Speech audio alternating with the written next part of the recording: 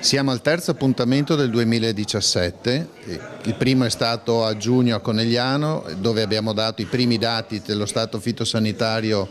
del vitivinicolo veneto. Il secondo appuntamento a Legnaro ad agosto, dove si davano le prime ipotesi di quella che poteva essere la vendemmia del 2017. Il terzo appuntamento qui a Lonigo oggi a gennaio, per dare i dati consuntivi di quello che è stata la vendemmia del 2017, che sicuramente ha sofferto rispetto all'anno precedente. Non passa necessariamente per la chimica, gli agricoltori comunque dediti al biologico hanno fatto nella nostra indagine emergere diverse volte che